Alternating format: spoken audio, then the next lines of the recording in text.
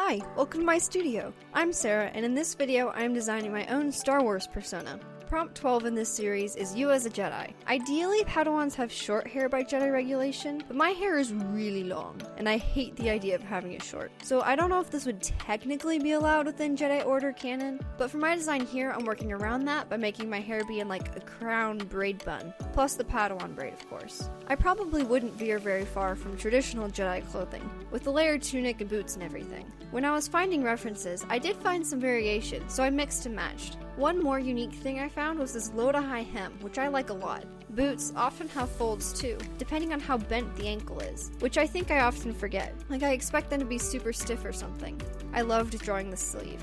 I'm hoping to do a fabric study sometime soon, but for now I think I got the folds to make sense here. For the lightsaber, I was able to build my own at Disney a few years ago, so that's the design I'm going off of here. My lightsaber would be green. Besides the fact that I like that color, wielders of green lightsabers are known as Jedi Consulars, who are more focused on the Force, compared to wielders of blue lightsabers known as Jedi Guardians, who are more warrior focused. I mean, I'll always take a purple lightsaber, but those aren't really that common. The canonical symbolism doesn't really fit me anyways, being a balance between light and dark. I find it funny that Samuel L. Jackson literally just wanted a purple lightsaber, and that is the only reason they exist. I would probably practice Form 6 lightsaber combat. It's pretty balanced, and focuses some on using the Force. I had a hard time trying to match my hair color, but I mostly got it using colored pencils. While the design of the tunic is pretty basic, I wanted to add a little bit of something different by making the different layers gradient darker, and making it more of a darker, cool brown color compared to the normal khaki.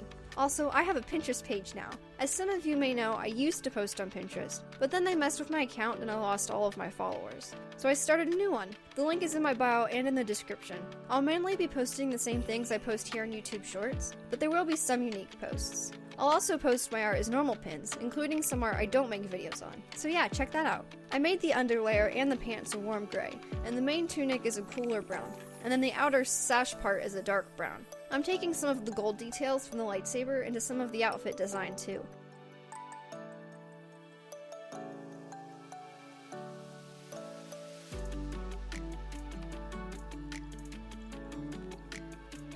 It's kind of hard to see, but different colored bands on the braid show different areas of study. For me, I chose green, which is the study of the Force, and white, which signifies the study of healing.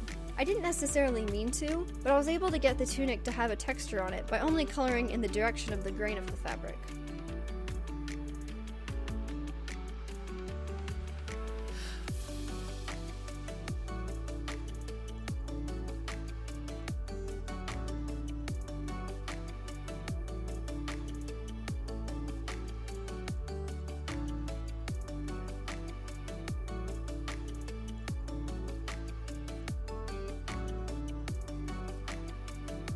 To get a somewhat shiny effect, you want to shade the form of the shape like you would normally, and then have sharp contrast between lights and darks from reflections. I think I've talked about this some in a previous video.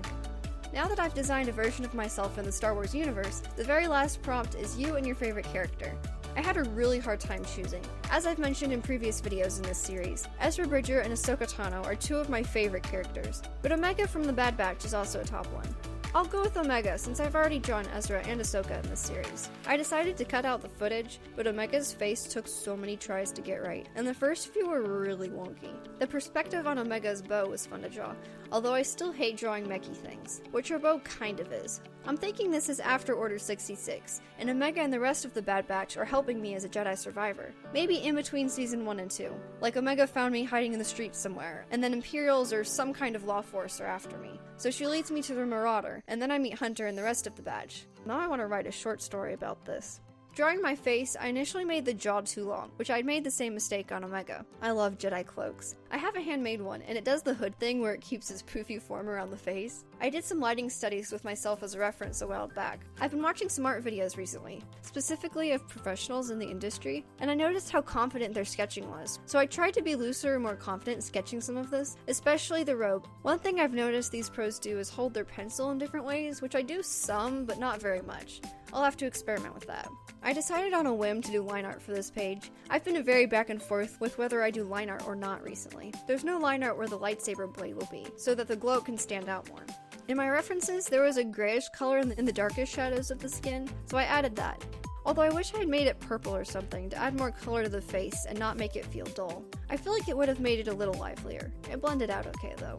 For Omega's shirt, I used the same blue for all of it, but I laid down the shadows first. After that layer dried, I went over all of it a second time so that there were 2 layers of ink where the shadows are, making them darker. And I accidentally didn't record the base lighter color, but I love how Omega's hair turned out. I've been having a lot of fun with coloring paler hair recently. I was rushing a bit on this drawing because this video is late. That seems to be a trend for my videos, which I apologize for. I have several shorts to post, so maybe that makes up for it? I'm not sure what I think of this drawing overall as a result of it being rushed, but it still turned out pretty cool. Especially Omega. It was fun though, even if I was subconsciously rushing, and that's what matters, right? Okay, since I'm drawing Omega, I can talk about the Bad Batch. Major spoilers for Bad Batch Season 2, so if you want to mute until the timestamp on the screen, this is your warning. I'm one of those people who refuses to believe Tech is dead. I definitely understand that there's probably no way he could survive a fall like that, but Dr. Hemlock having his goggles just seems too convenient. I don't know, I would love to hear any theories y'all have on anything from the ending of Season 2, especially on Omega apparently having a sister. To get a glowing effect, leave a white space in the middle and take the bright color. Lightly border that central white space and fade it lighter and lighter. To help the picture stay cohesive, add the cast light onto the clothing and face. Take a white pencil and blend out the outside edges with a circular motion, and blend the inside edges with the flow of the glow, so it stays white. Take the bright color again and darken the edge of the white. Same for the lightsaber, and I made the lighting on the clothing much more prominent here. My next longer video is going to be a sketchbook tour, which I'm super excited for, so keep an eye out for that. This makes for the last drawing in this series. I hope you enjoyed this, and maybe it inspired you. Thank you so much for watching, and may the Force be with you.